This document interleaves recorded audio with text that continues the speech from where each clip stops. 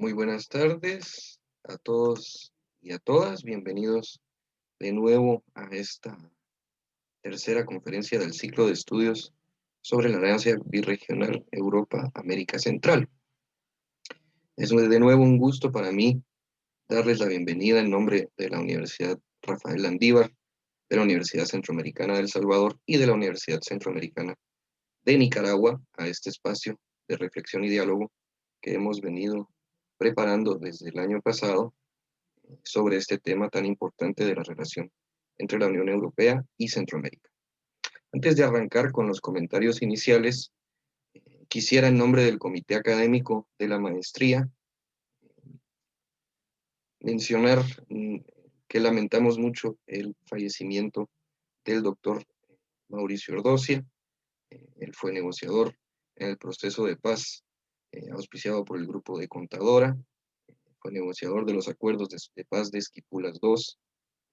Durante la década de los 90 también fue partícipe de la creación del Sistema de Integración Centroamericana, también fue secretario general interino de la Secretaría General del SICA, fue electo a la Comisión de Derecho Internacional de las Naciones Unidas y hasta hace muy poco era rector de la Universidad American College en la ciudad de Managua, Nicaragua. Todos aquellos que lo conocimos sabemos que era alguien muy comprometido con la integración y acompañó la construcción del proceso en muchas etapas y lamentamos sinceramente su fallecimiento. Además fue también eh, profesor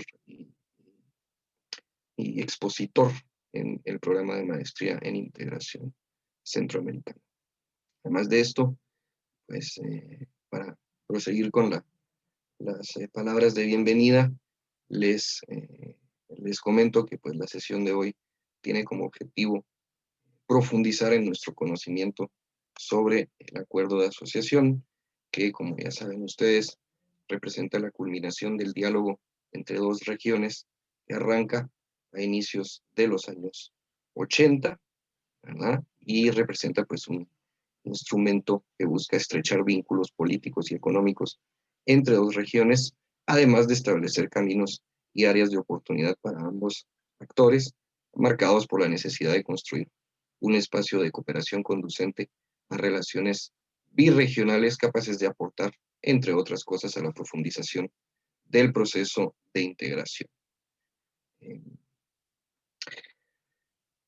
Antes de introducir a nuestros invitados especiales para el día de hoy, yo quisiera aprovechar para comentarles que nuestra próxima sesión se llevará a cabo la próxima semana, el día 28, jueves 28.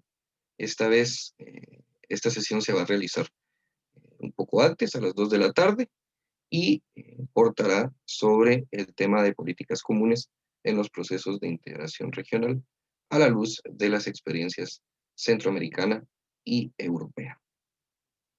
Entonces, antes de cederle la palabra y de presentar a nuestros expositores, por supuesto, quiero agradecer el respaldo de la iniciativa Viviendo la Integración desde la Academia como parte del programa de asistencia técnica para la programación estratégica en Centroamérica, ATPECA de la Unión Europea y del Sistema de Integración Centroamericano, a la Secretaría General del Sistema de Integración Centroamericano por el apoyo para este ciclo de webinars y por supuesto a las universidades hermanas de la Compañía de Jesús, la UCA de El Salvador, la UCA de Nicaragua y por supuesto a la Universidad Loyola de Andalucía. Así que sin más, quisiera presentar a nuestros expositores del día de hoy. Nuestro expositor principal es el doctor Alberto Menghini, actualmente jefe de cooperación de la Delegación de la Unión Europea en Costa Rica, de origen italiano.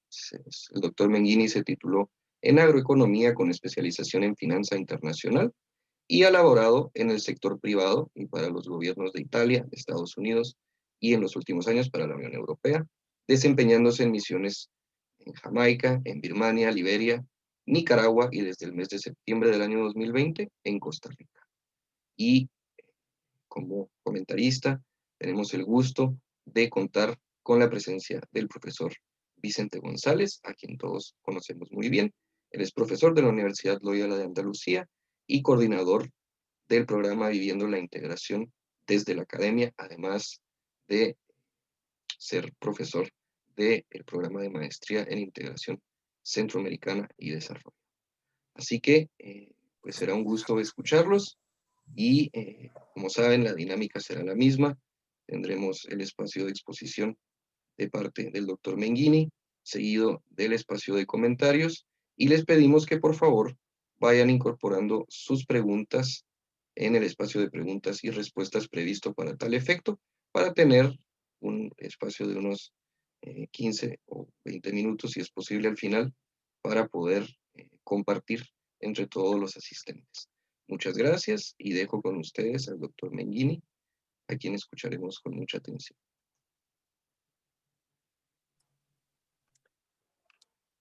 Muchas gracias, Luis, y buenas tardes, buenas noches a los que están conectados. Bueno, muchísimas gracias por la introducción y muchísimas gracias por la oportunidad, porque me dan la oportunidad de hablar sobre un tema que más allá de ser mi trabajo, es un tema que me apasiona mucho. Entonces ya, o sea, desde el principio quiero aclarar que yo,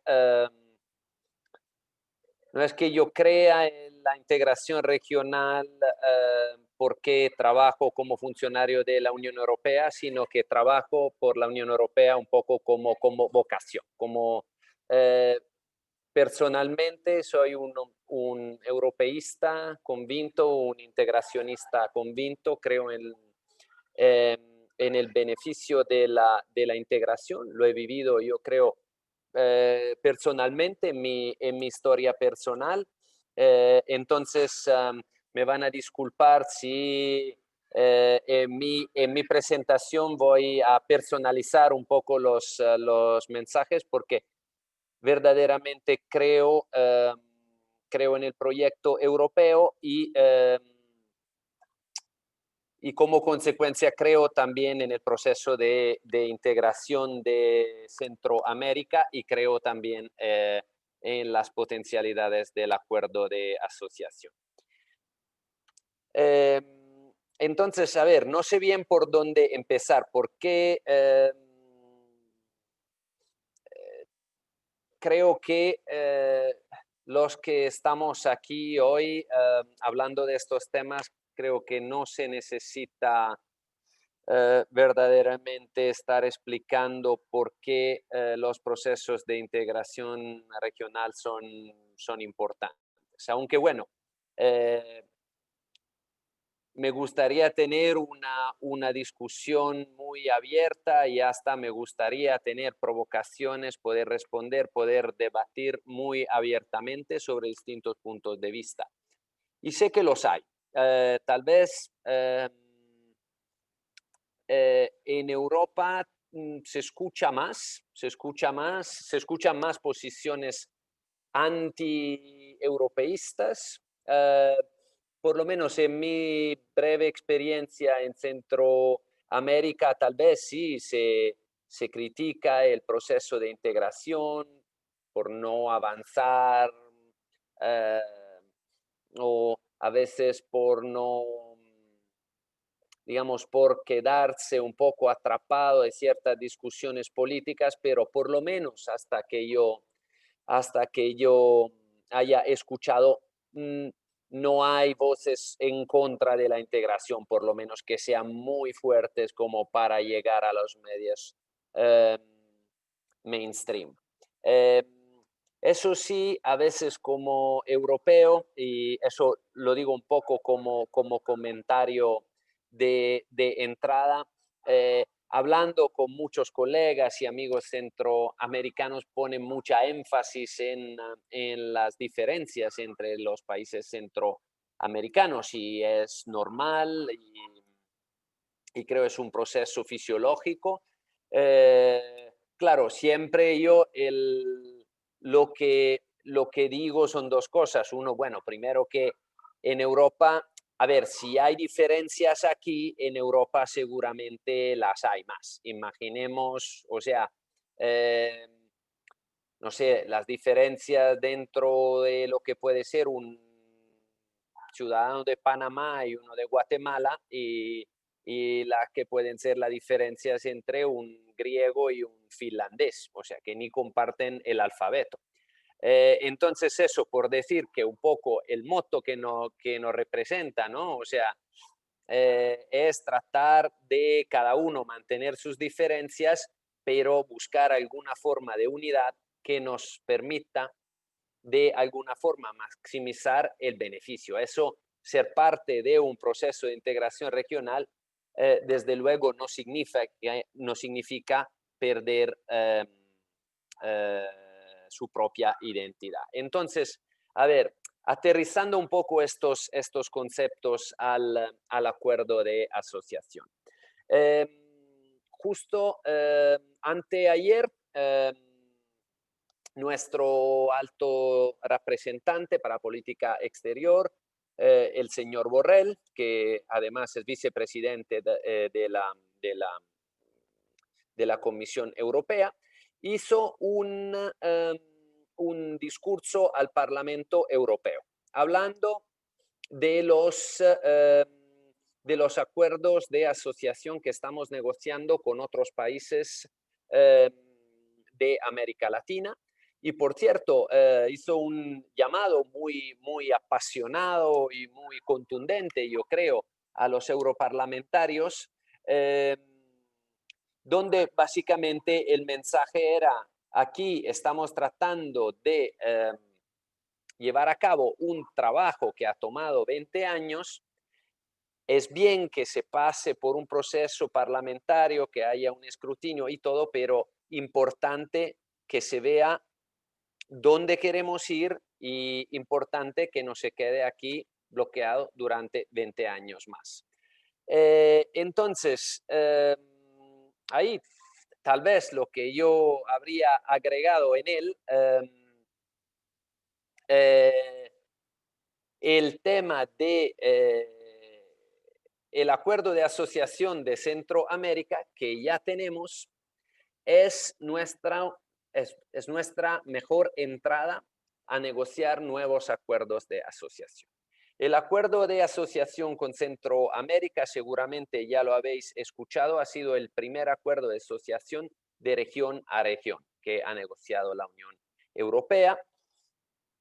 Eh, está, es un acuerdo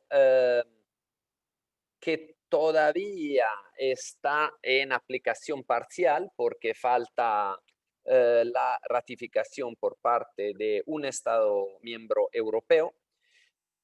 Entonces, bueno, y está en implementación parcial desde 2013. Entonces, justo ahora estamos los que trabajamos en estos temas a diario, justo ahora estamos empezando a ver los efectos y justo ahora estamos empezando verdaderamente a entender el potencial de este acuerdo, tanto para la Unión Europea que para Centroamérica.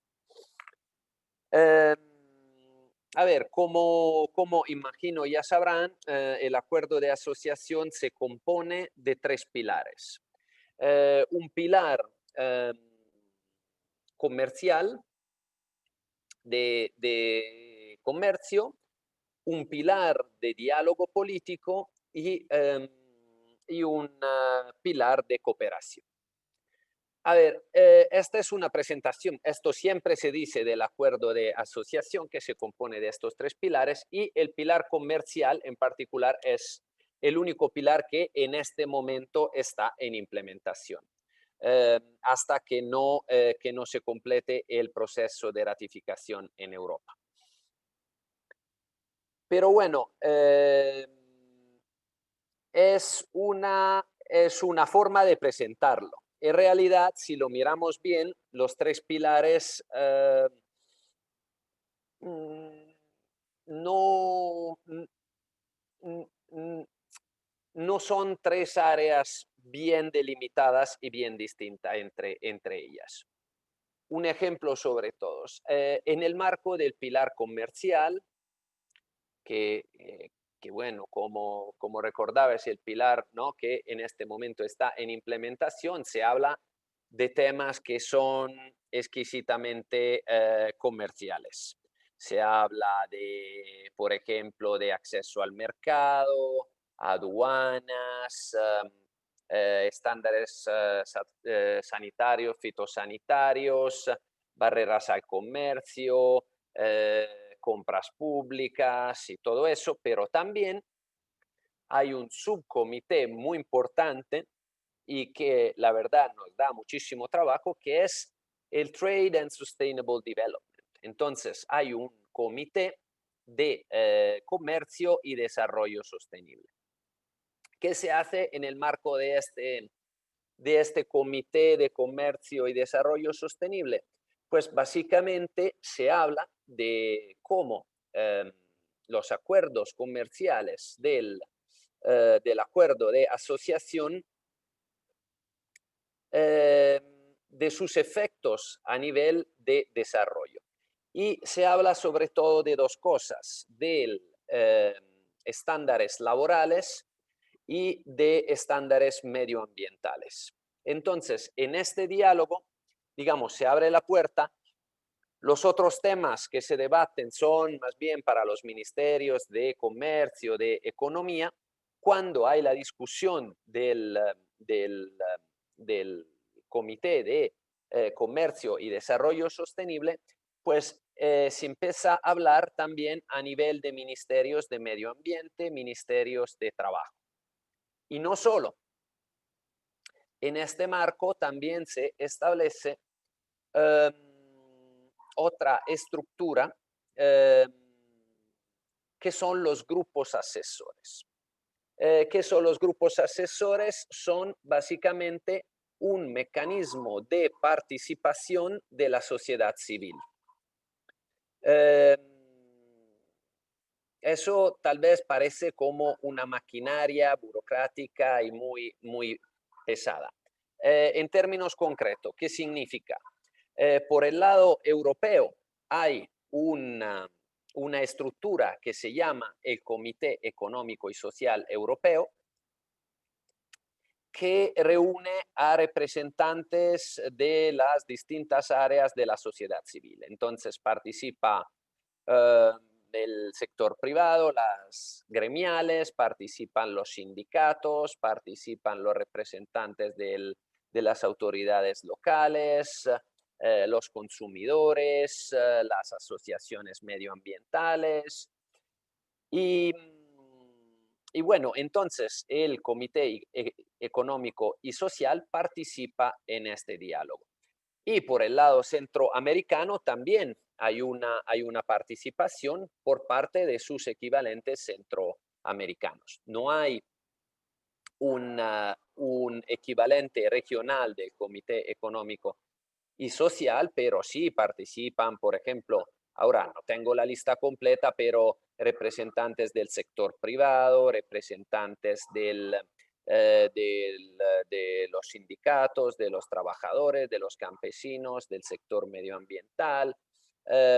Y el debate es verdaderamente muy interesante. Entonces, ahí, claro, he profundizado un poco el tema del Comité de Comercio y Desarrollo Sostenible para explicar el punto anterior. O sea que aunque el acuerdo de asociación se componga de tres pilares, en realidad estamos hablando ya de temas que son más bien temas de desarrollo. Después hay el pilar político. Claro, aquí no, el acuerdo de asociación todavía no ha entrado en implementación 100%, pero eso no quita de que haya un diálogo político eh, constante y en distintos formatos entre la Unión Europea y Centroamérica. Bueno, ahí tenemos un diálogo que está más formalizado, que básicamente, como de los 3 pilares, uno está en implementación y 2 todavía no, para los 2 pilares, el político y el de desarrollo, utilizamos todavía el mecanismo anterior, que se llama por su acrónimo en inglés PDCA, Policy Dialogue and Cooperation Agreement.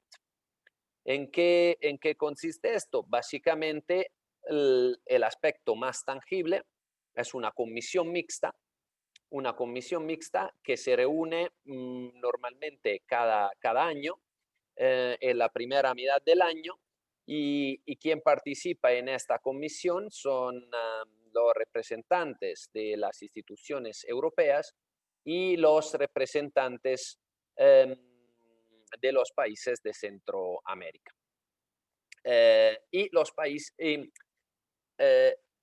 A ver, en el marco del acuerdo de asociación, es importante aclarar esto. La Unión Europea está representada por las instituciones europeas. Los países de Centroamérica están representados individualmente. Cada país está representado.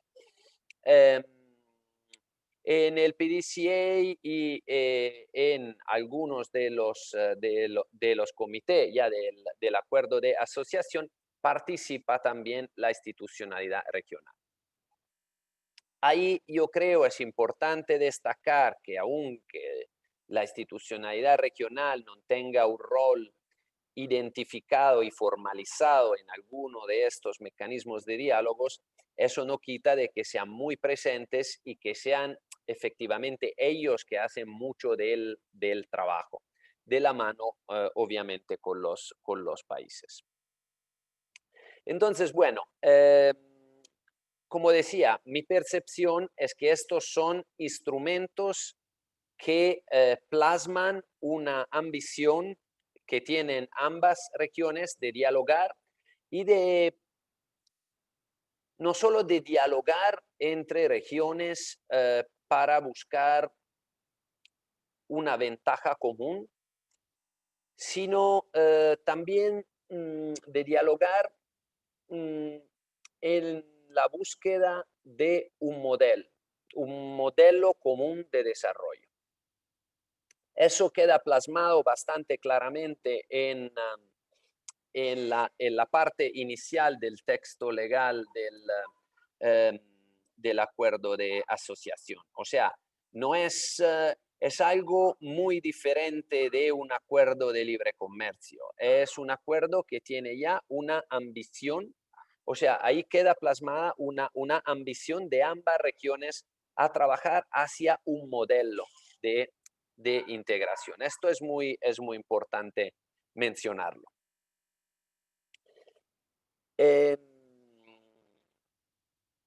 Hay tantos temas que tengo que seleccionar un poco. Tal vez quiero entrar con un poco más de detalle al tema que me es más cercano, que es el tema de la cooperación. El tema de la cooperación de la Unión Europea con Centroamérica y específicamente al apoyo que tenemos al proceso de integración. A ver, ahí creo que el acuerdo de asociación básicamente refleja un principio muy importante, un paradigma verdaderamente de la cooperación. En el pasado, cuando se hablaba de cooperación, siempre se hablaba de un donante, de un beneficiario, de mesa de donantes. Después se suavizó un poco, se habló de cooperantes. Digamos que el cambio de paradigma verdaderamente se dio con la aprobación de la Agenda 2030 y los Objetivos de Desarrollo Sostenible, donde se habla de partnership. Em, no estoy seguro que en español la palabra mm, se traduzca muy bien. Normalmente se traduce con alianzas, o sea, son partnerships, son alianzas eh, entre países y son alianzas para buscar objetivos de desarrollo común, compartido. Eso eh, responde a varias necesidades. Responde a un cambio en la forma de pensar y de interpretar eh, las relaciones internacionales. Básicamente, el concepto de donante y beneficiario implica que hay un país o un grupo de países que estén bien y que se pueden permitir hacer una donación como donantes a otros países que están peor y que se benefician de esa donación. Entonces ahí, claro, entran varios temas, pero la pregunta, ¿no? Por ejemplo, de los contribuyentes de estos países, es entonces de los países que antes se llamaban donantes, ¿y por qué a nosotros nos interesa ir a apoyar países que están muy, muy alejados de aquí, pero sí aquí también hay gente con muchas necesidades y toda esa narrativa? Eh, digamos que el concepto de alianza es un cambio de paradigma en dos sentidos. Uno, reconoce igual dignidad a todos los países en la construcción de un interés común. Y sobre todo, reconoce una cosa muy importante, que muchos de los desafíos que tenemos son de escala global. Entonces ya no hay país que esté a salvo. Eh, a ver, ahí los ejemplos son mm, clarísimos. El cambio climático, la criminalidad organizada, la pandemia. Eh,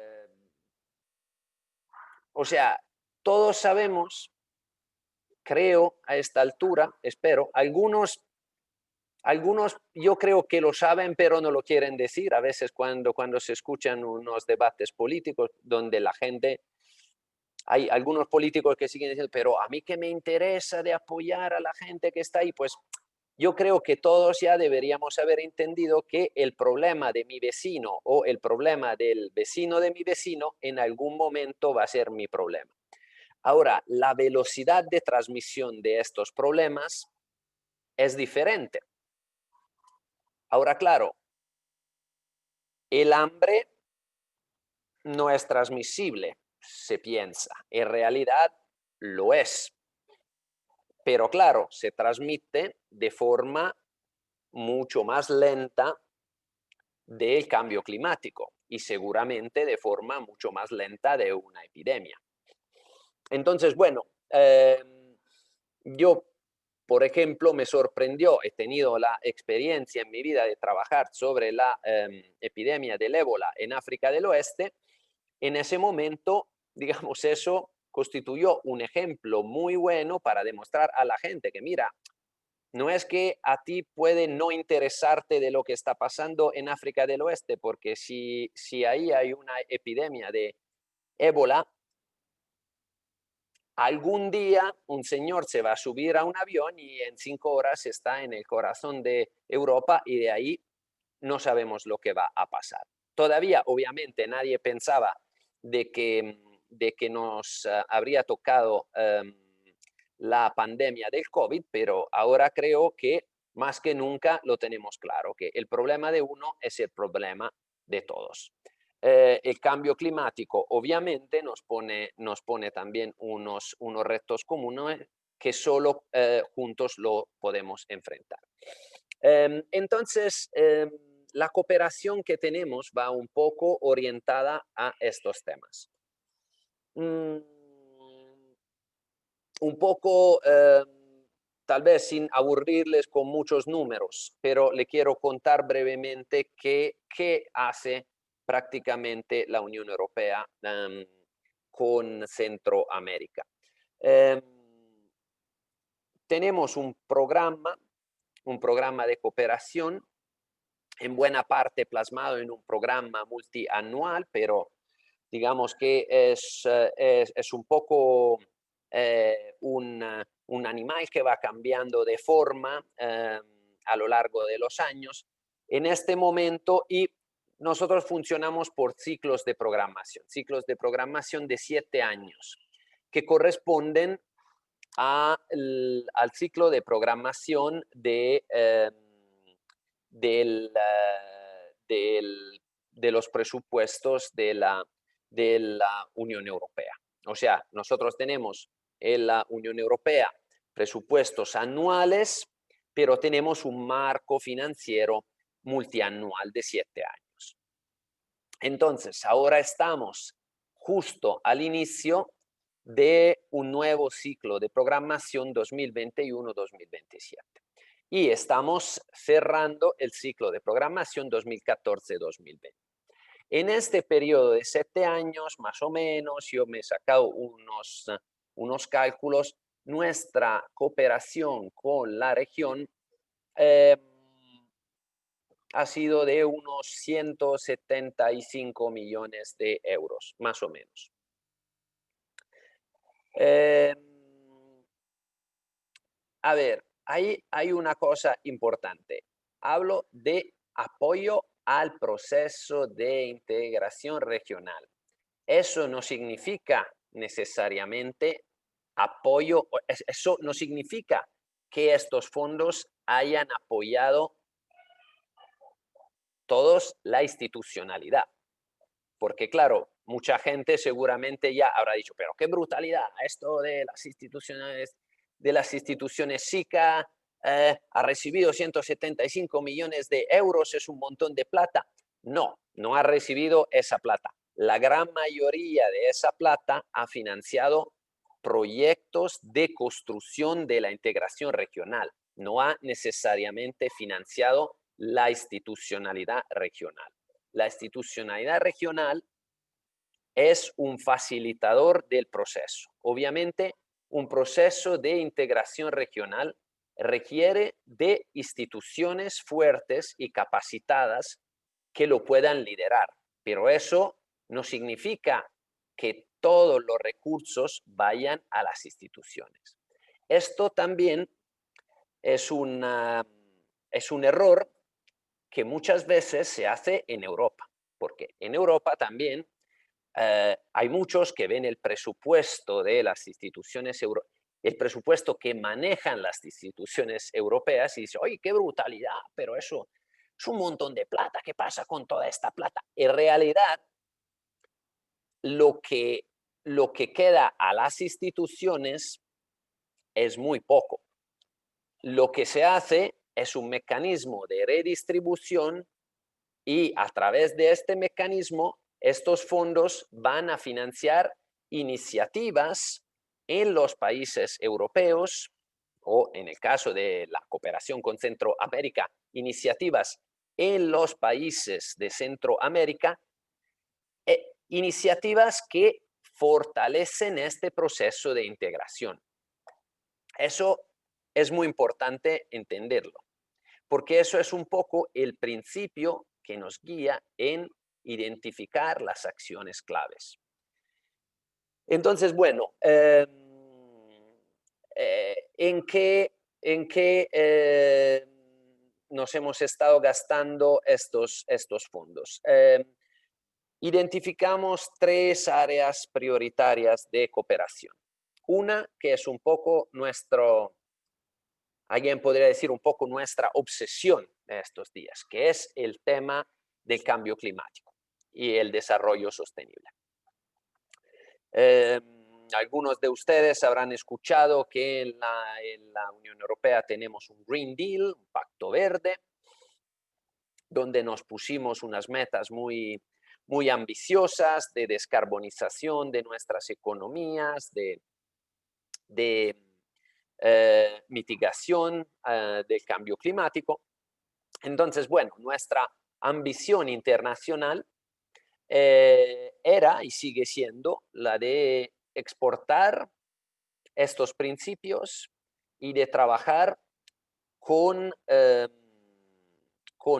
países y agrupaciones de países que comparten con nosotros esta visión.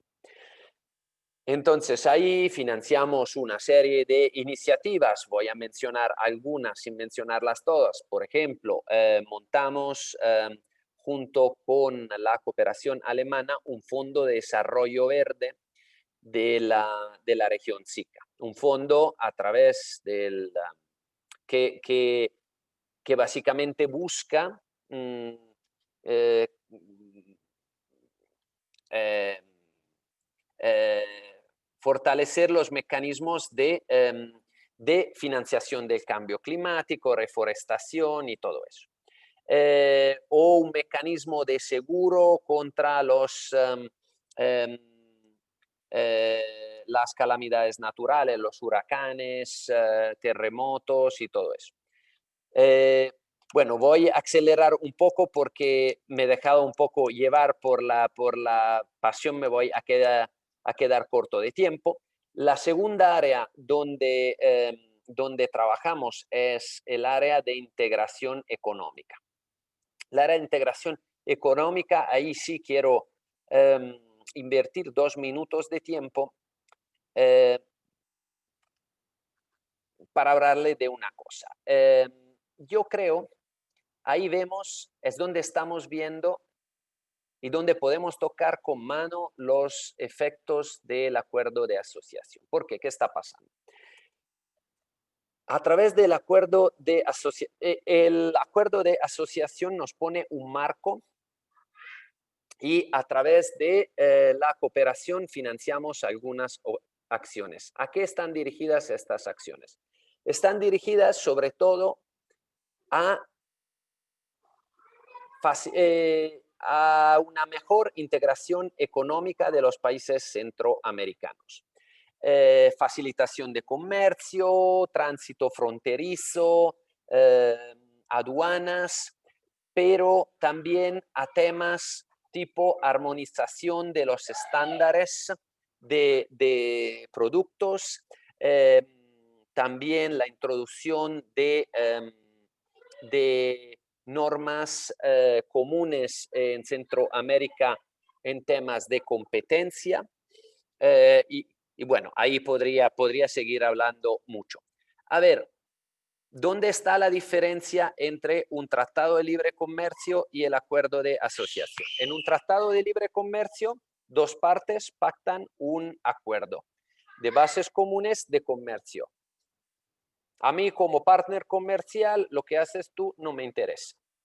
Hasta que tú cumplas con tus objetivos de libre comercio y todo, estamos bien. El acuerdo de asociación no. El acuerdo de asociación incluye unas metas que se pone Centroamérica, que quedan plasmadas en un acuerdo con la Unión Europea, pero que son unas metas de Centroamérica. Ahora, a mí me gusta pensar, y lo creo, que son unas metas a beneficio de Centroamérica, que una mayor integración, que una mejor facilitación de comercio, que armonización de estándares de productos sean de beneficio para Centroamérica, yo lo creo. Y a través de los proyectos de cooperación apoyamos estas metas. Pues ahí creo es importante este ejemplo para entender la diferencia entre un simple acuerdo de libre comercio y un acuerdo de asociación. Ahí combinamos un poco la acción política, las ambiciones políticas compartidas y las apoyamos a través de fondos de cooperación. La tercera área donde no voy a poder profundizar mucho es el tema de cooperación en temas de seguridad. Ahí apoyamos el proceso de cooperación de Centroamérica en temas de investigación criminal, sobre todo, y de de laboratorios forenses. ¿Y por qué nos interesa eso? ¿Y por qué lo vemos como un reto global? Y sobre todo, ¿por qué, em, lo hacemos a través de proyectos regionales? Pues ahí voy a utilizar una frase muy, muy bonita que utilizó uno de nuestros expertos, que es em, un señor que viene de una experiencia en Europa, de una carrera en temas de seguridad, en la Guardia Civil Española, creo, que dice, las fronteras en este momento paran a los policías y a los jueces, no paran a los criminales. Entonces, si tú no lo trabajas a nivel supranacional, trabajar con un país en temas de crimen organizado, pues nunca vas a lograr ningún resultado. Aquí me quedo porque seguramente habrá temas de discusión y me gustaría dejar espacio un poco para la discusión. Gracias por la atención.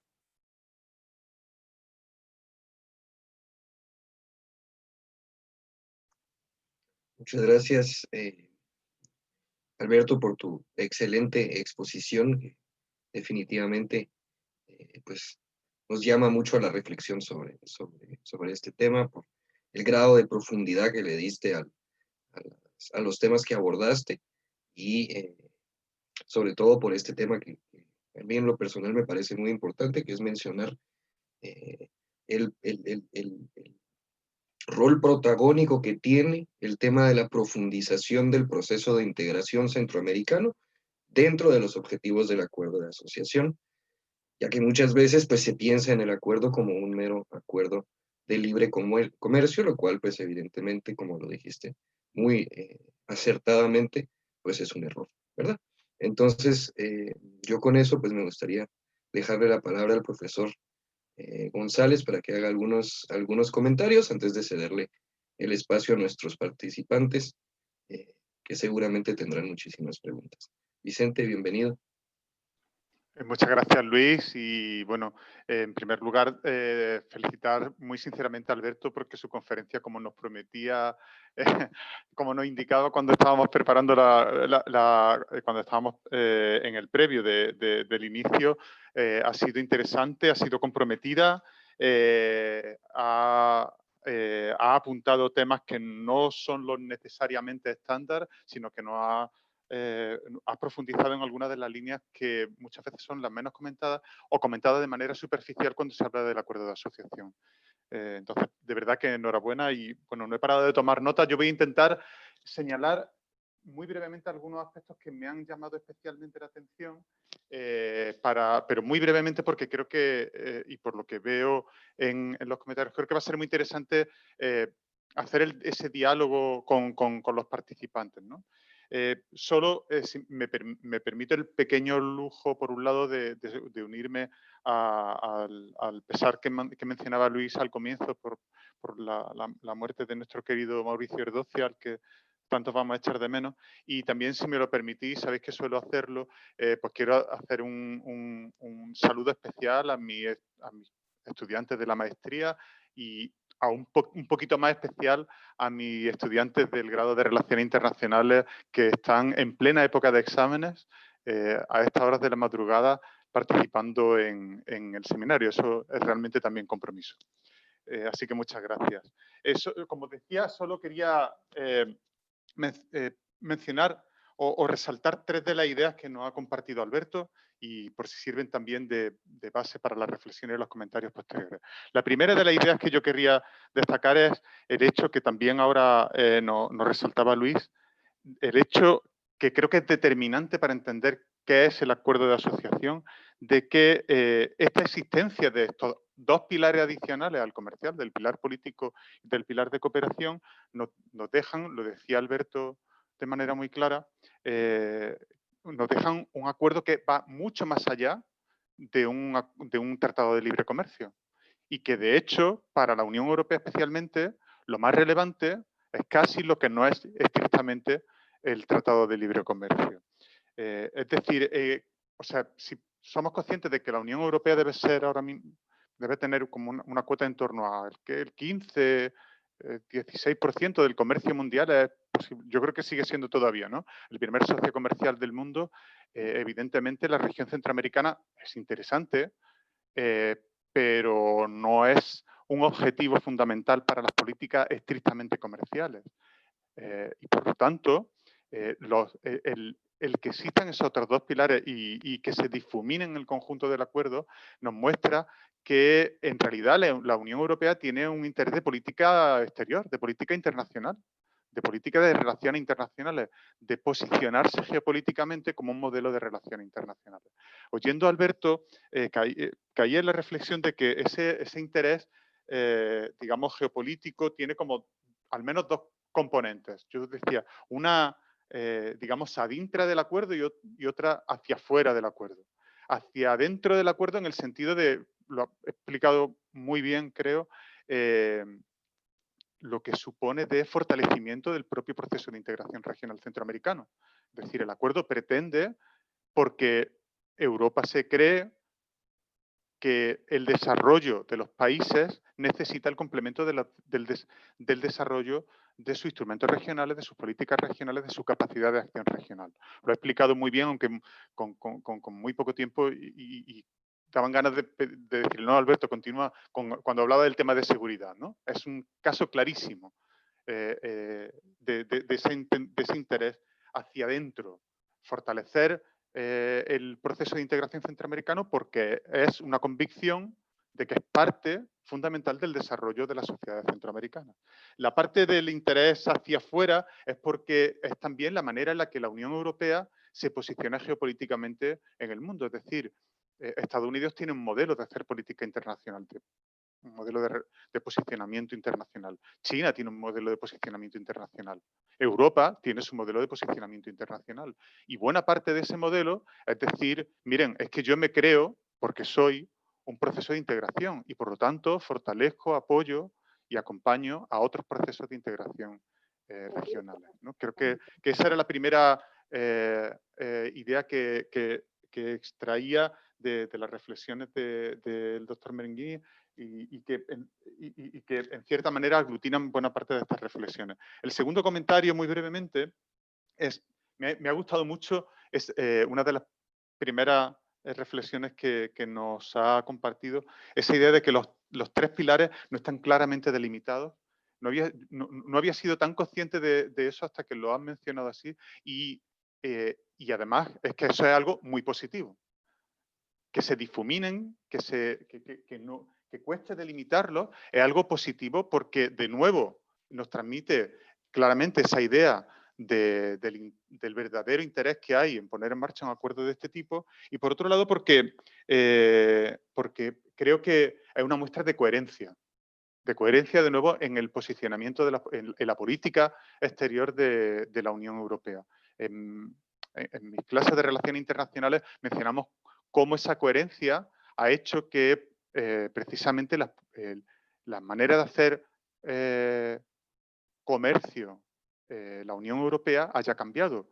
Cuando, por ejemplo, establece condiciones en su política comercial que son coherentes con su política de cooperación. A mí siempre me gusta resaltar el caso del café, que es muy significativo por la importancia que tiene en la región. El café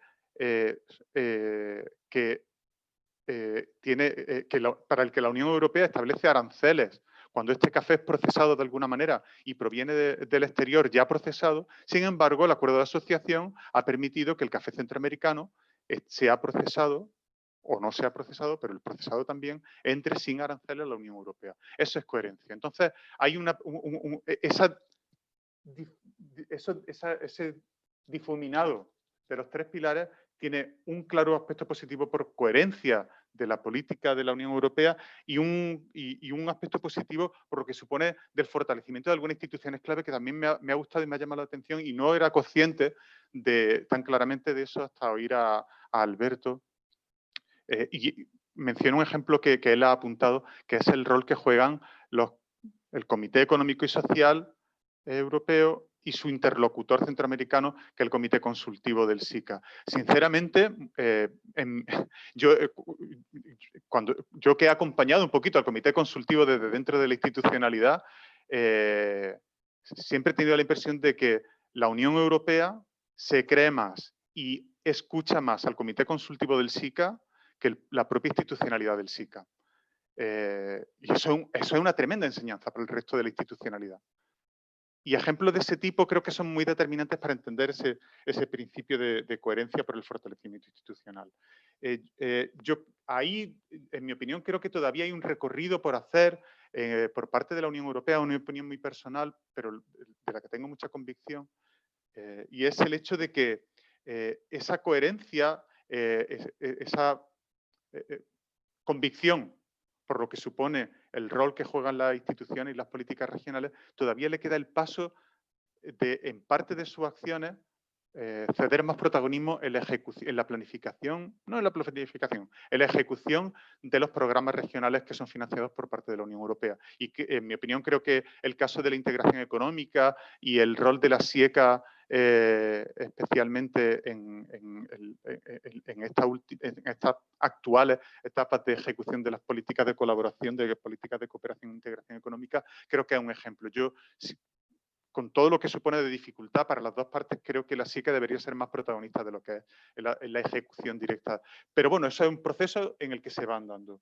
Y el tercer comentario, ya con esto acabo, es que, y por ser el último, creo que no es el menos importante, creo que los que están hoy acompañándonos coincidirán conmigo en lo importante que es tener un interlocutor apasionado por lo que hace y por lo que dice. Porque, claro, cuando uno trabaja en lo que cree y cree en lo que trabaja, las cosas suelen salir de manera más natural y se expresan de manera más convincente. Creo que eso es un factor que yo resaltaría de la conferencia del doctor Menghini y de su rol como jefe de cooperación de la delegación. Nada más, muchas gracias y de nuevo enhorabuena. Muchísimas gracias, Vicente, por tus comentarios. Realmente, ahora que los escuchamos también, me doy cuenta que tanto la exposición como los comentarios han sido excelentes fuentes de conocimiento y profundización en toda esta manera de estudiar este acuerdo de asociación que cada vez más se presenta como una herramienta clave para el desarrollo y la profundización del proceso de integración centroamericano. Y me parece que hemos estado viendo los comentarios y las preguntas que hacen nuestros asistentes y creo que ellos también se han dado cuenta del lujo de panel que tenemos y han aprovechado para hacer algunas preguntas con un grado de detalle bastante fuerte, así que me voy a permitir sintetizar estas preguntas para trasladárselas a Alberto. La primera tiene que ver con la cooperación en el marco del acuerdo de asociación en relación a la constitución de la Comisión Mixta Europa-Parlamento Centroamericano, ¿verdad? La pregunta es concretamente cómo funciona la cooperación en el marco de esta institucionalidad puntual del acuerdo. La segunda pregunta tiene que ver más, es más general, pero tiene que ver con la capacidad de los pilares de adaptarse a la coyuntura, ¿no? Y ahí la idea es saber, bueno, qué capacidad tienen los pilares que ya se plantearon en este esquema en donde, en el fondo, como tú bien decías, no hay una separación entre ellos. ¿Qué capacidad o qué comentario puedes darnos tú de la capacidad que tienen de adaptarse a el cambio? Y una pregunta muy puntual que me parece muy interesante es cómo se contempla el tema de la promoción de la ciencia dentro del acuerdo de asociación. Y luego hay dos preguntas también bastante puntuales que me parecen muy interesantes. Una relacionada con los tiempos de la ratificación del acuerdo por parte del país miembro que aún está pendiente y pues preguntan también cuando el caso no se ratificase, qué camino tocaría seguir para este acuerdo. Y finalmente, otra cosa que también se relaciona mucho con lo que planteaba Vicente sobre el Comité Consultivo del Sistema de Integración y es el papel de la sociedad civil. que desde la sociedad civil se puede hacer para promover, bueno, la profundización, ¿verdad?, del proceso de integración a través de esta alianza birregional en el marco del acuerdo de asociación. Bueno, muchísimas gracias. La verdad es que a Luis Vicente, la verdad es un gusto estar conversando y sobre todo, digo la verdad, me anima mucho también poder salir un poco de la presión de los plazos diarios y poder hablar de temas un poco más elevados, compartir con ustedes. La verdad, un gusto verdaderamente conversar. A ver, sobre las preguntas, empiezo por la más complicada. Lo de la comisión mixta, de la comisión interparlamentaria, creo se llame, Parlamento Europeo, Parlacen, ahí es una pregunta a la que no tengo una buena respuesta, digo la verdad.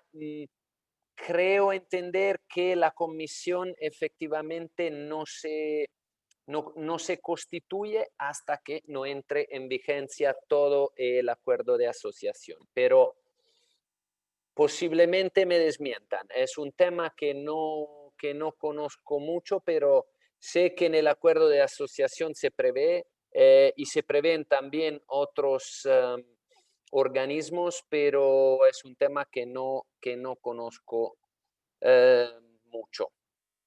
Eh, a ver, otra pregunta, no voy en orden, voy un poco... la pregunta que va sobre la migración y las oportunidades y los derechos humanos. Ahí un poco respondo por pasión. Claro, hay migración que se debe a motivos económicos, hay migración también que se debe a motivos ligados a elementos políticos y de derechos humanos. Es innegable, lo hay. Eh, lo hay en Centroamérica. Migración económica seguramente la tenemos también dentro de Europa. Problemas de derechos humanos también tenemos dentro de la Unión Europea. Tal vez no en la magnitud que se puede ver en algunos países, pero sí, también tenemos nuestros retos. Ahora, hay dos reflexiones. En ambos casos, yo creo, obviamente la integración, o sea, tanto la integración regional que la asociación entre regiones no es que es la solución a todos los problemas. Ahora, yo en temas de derechos humanos, a ver, no veo que haya soluciones pacíficas alternativas. O sea, no es perfecto. Ningún mecanismo de integración lo es. Algunos tienen más dientes, otros menos. En Europa es un gran debate, es un debate enorme que ha bloqueado la aprobación del marco financiero multianual a pesar de la crisis del COVID, ¿no? Se estaba hablando de todo el Recovery Fund que apoya a los proyectos de los países para recuperarse de esta crisis terrible y tal. Gran tema político, la cláusula de rule of law. O sea, ¿qué pasa en el momento de que en un país haya una brecha del Estado de Derecho? Y eso ha parado las discusiones de todo. Claro, se encuentran soluciones mediadas, se encuentran soluciones y como muchas soluciones mediadas, como estudiantes de temas internacionales, pues lo saben mejor que yo, normalmente nadie sale ganando del todo. Los que querían algo más radical se quedan descontentos, los que lo ven como una violación de la soberanía también se quedan descontentos. Es un compromiso.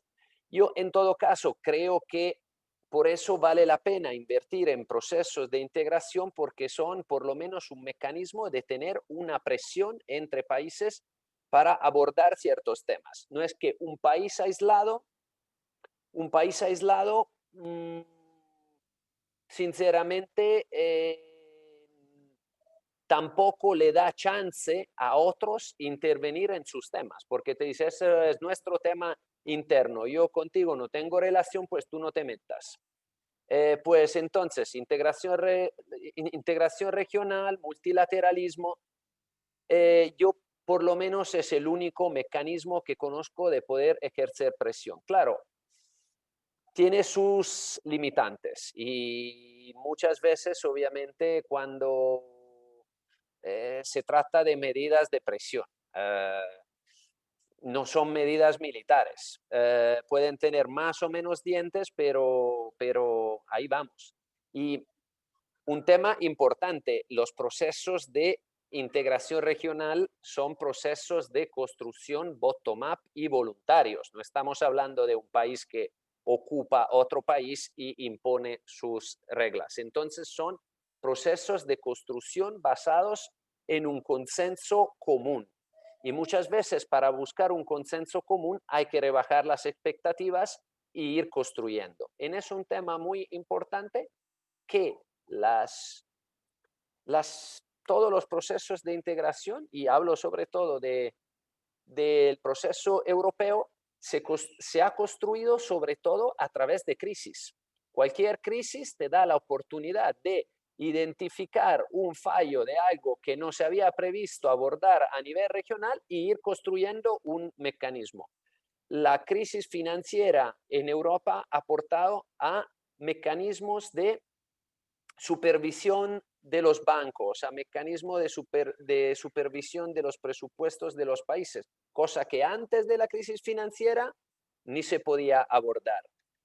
Cuando llegó la crisis del COVID, de repente toda la gente, ¿qué hace la Unión Europea sobre esto? ¿Por qué no están ahí los equipos médicos de la Unión Europea? Pues es que la Unión Europea no tenía ningún mandato para operar bajo esto. Ahora nos pusimos la pila, se le dio mandato, ojalá que no haya nueva pandemia, pero por lo menos hay un mecanismo de respuesta. Es muy desafortunado, pero es la humanidad, funciona así. El tema económico, ahí creo que ahí es más tangible.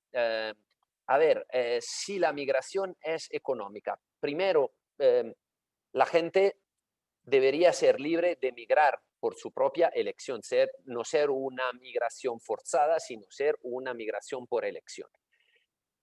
Ahí hay datos bastante claros de que la integración económica aporta al crecimiento económico de los países y crea oportunidades.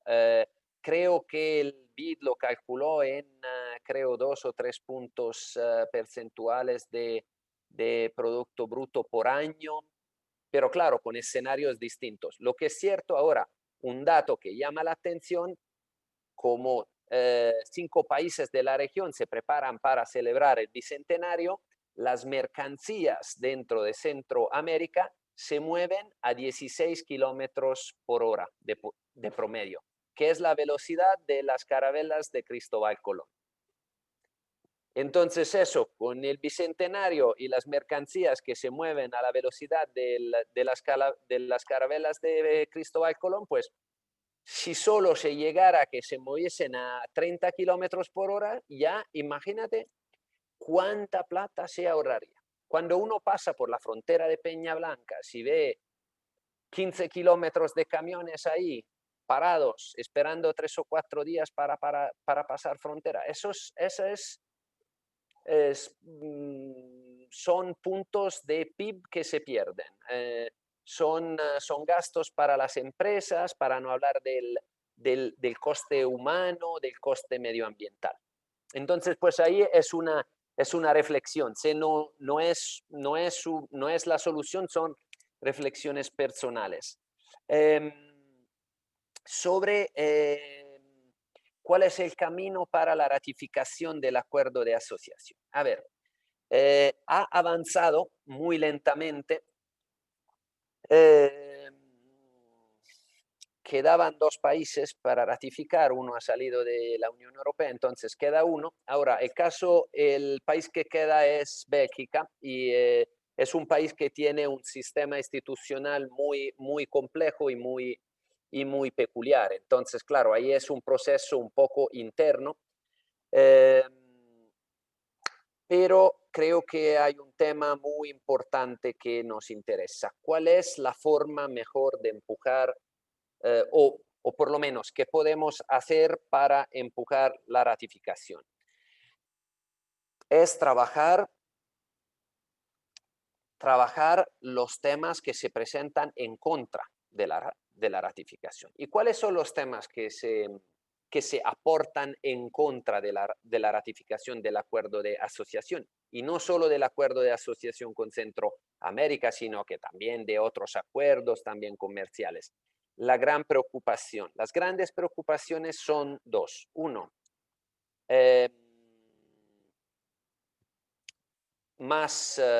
uno más elevado, que es asegurarse de que a través de estos acuerdos no se estén exportando las externalidades negativas. O sea, no es un desplazamiento de las actividades productivas, no es que una industria muy impactante a nivel social o a nivel medioambiental se está exportando a otra parte del mundo. Esa es una preocupación muy legítima. Y es por eso que el acuerdo de asociación incluye un mecanismo muy fuerte, y ahí coincido con Vicente, habría que fortalecerlo todavía más, porque eso es el camino. O sea, asegurarse de que lo que estamos haciendo no es hacer dumping social, no estamos exportando, o sea, no estamos buscando a través del acuerdo aprovechar de mano de obra ilegal o de trabajo infantil. Es por eso que dentro es bien que esté la sociedad civil, es bien que tengan voz, que tenga voz la sociedad civil, los sindicatos y todo lo que pueden representar. Segundo, ¿cuál es la preocupación? Competencia desleal, o sea, el famoso level play field.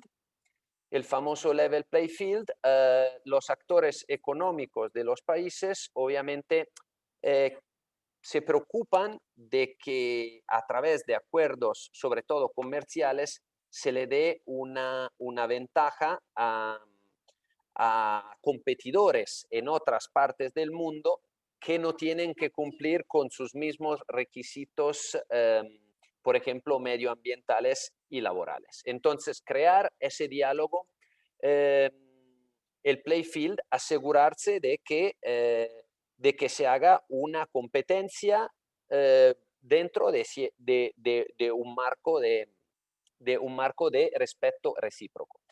Y en esto, claro, como la mayoría de los oyentes sois estudiantes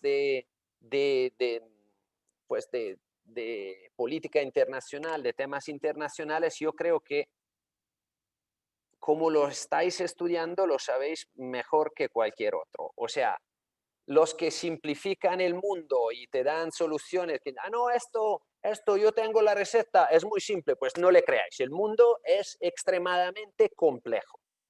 Y os aseguro que cuando uno se sienta al comité del acuerdo de asociación de la parte comercial, hay una cantidad de temas para abordar que son tan técnicos que la verdad no hay nada de fácil. Y en el no haber nada de fácil. Ahí eso me sirve para hablar de otra cosa. Hay cierta economía de escala. O sea, la ventaja que tenemos como Unión Europea es que, claro, a esa mesa hablar de, no sé, reglas de origen de productos de no sé qué, hay un especialista que está en Bruselas y que representa a toda la Unión Europea y que sabe todo de las reglas de origen de bicicletas. Claro, eso en una escala más pequeña ningún país se lo puede permitir. Ni los más ricos, ni Luxemburgo se lo podría permitir, uno con ese nivel de expertise. Eso es otro tema que hay que enfocar bien a nivel internacional. Como el mundo se va haciendo más complejo, a cierta complejidad no se puede responder en una escala pequeña. No es económicamente factible.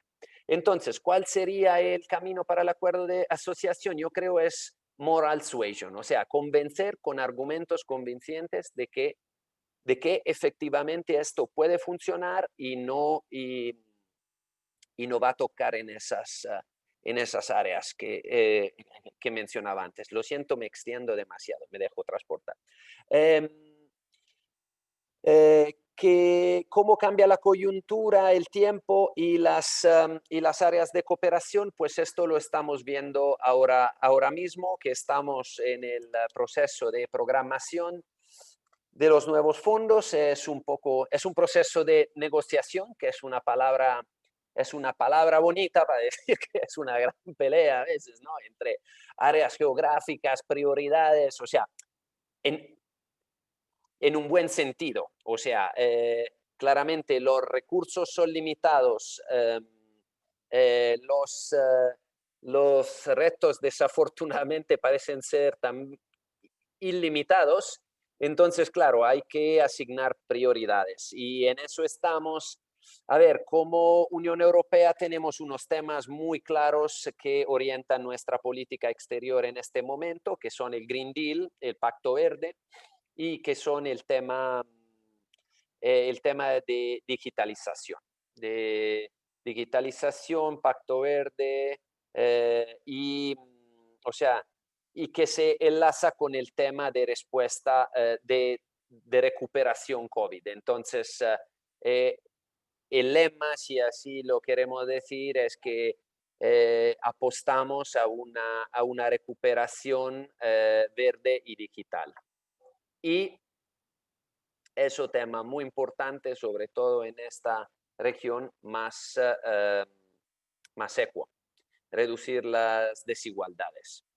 Pero eso un poco entra, o sea, es como los 3 pilares del acuerdo de asociación, o sea, tampoco son tan separados porque reducir la brecha digital es de por sí reducir algunas desigualdades, trabajar temas de cambio climático también es reducir algunas desigualdades que vienen de una mayor exposición al cambio climático. Y eso, el punto de la cooperación científica es un punto buenísimo. Ahí tenemos ideas, y queremos construir más. A ver, hay como mucha de la audiencia aquí sois estudiantes, el tema Erasmus Plus, es una oportunidad enorme para intercambiar conocimiento, investigación. Lo queremos fortalecer, todo indica que lo podríamos fortalecer en el nuevo periodo de programación. Algunos países de la región lo aprovechan más, algunos menos. Estamos tratando de trabajar un poco cómo funcionaría. A veces aquí os confieso, ¿no? Alguna vez hablando con los amigos del SICA, también hemos estado reflexionando sobre qué tan bonito sería poder pensar a un programa Erasmus de la región SICA. Pero bueno, eso es un poco a largo plazo. Tenemos el programa Horizonte 2020 también, que aquí esos son temas muy enfocados, muy científicos. Digamos que se trata sobre todo de buscar un mejor aprovechamiento. Y una cosa que quiero mencionar, porque es una cosa que me gusta mucho, estamos buscando, bueno, ya estamos efectivamente cooperando de forma bastante estrecha con la región SICA y con las universidades de la región sobre temas de observación satelital. Entonces, tenemos en ánimo de establecer un centro Copernicus en Panamá. Copernicus probablemente muchos de ustedes no lo conocen, es un sistema de satélites europeos que tiene una potencialidad enorme de aplicación en una multitud de campos. A ver, estamos hablando del espacio, pero no estamos hablando de trabajar en el espacio, estamos hablando de satélites que nos permiten aplicaciones en tierra. Primera aplicación, gestión o reducción de riesgo de desastres. Cuando hubo los huracanes ahora, ETA y IOTA, a las pocas horas, a través de los satélites Copernicus, pudimos sacar unas fotos bastante detalladas, la verdad, bastante detalladas, y donde se identifica cuáles áreas han sido inundadas, cuáles carreteras han sido inundadas, y eso es de vital importancia para llegar, para prestar asistencia. Un ejemplo. O, no sé, monitorear la pesca ilegal, monitorear cuántos camiones están ahí en fila a un paso fronterizo.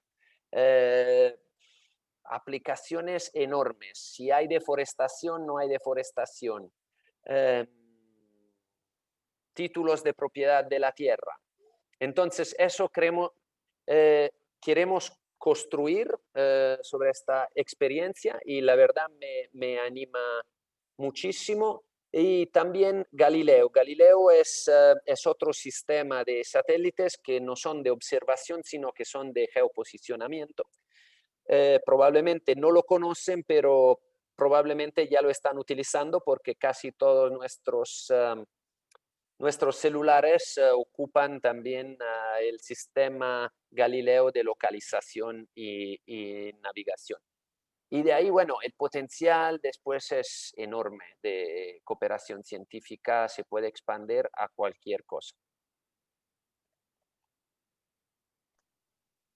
Bueno, Alberto, muchísimas gracias por tus comentarios. Yo de entrada le pido disculpas a todos por el tema del tiempo, pero realmente tenemos el gusto de contar con un lujo de presentador, así que me he atrevido a dejar que el tiempo no fuera una preocupación central de nuestra sesión de hoy.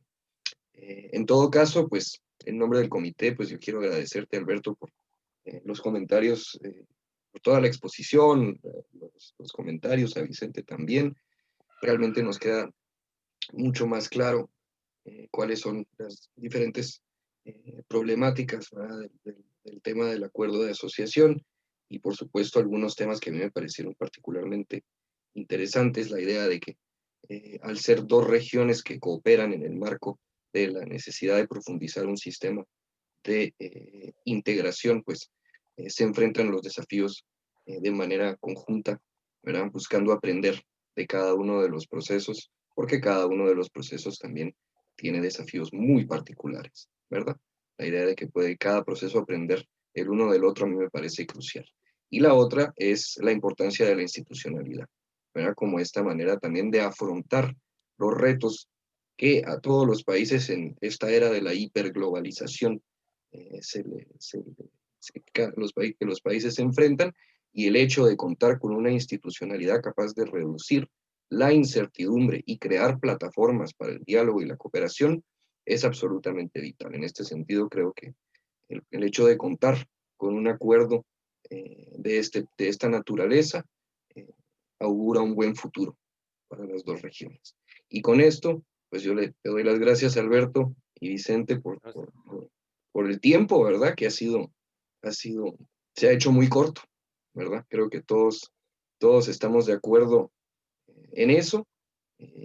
Vamos a intentar invitarte más a menudo. Así que muchas gracias. A los participantes también, muchas gracias, y de nuevo disculpas por el tiempo, y De nuevo les recuerdo que la próxima semana tenemos la próxima sesión, que esta vez arrancará a las 2 de la tarde. Y les deseo a todos un excelente fin de jornada, a los que están aquí en Centroamérica y a nuestros compañeros que nos acompañan desde España y el resto del mundo. Muchas gracias por hacer el tiempo, hora de madrugada. Que estén con buena salud todos y un saludo de parte de todo el comité. Muy buenas noches. Buenas noches, gracias.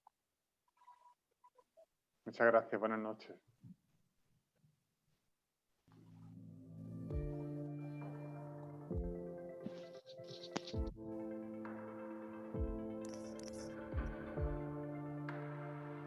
Alberto, creo que nos permiten hablar ahora, que de verdad que enhorabuena, te lo digo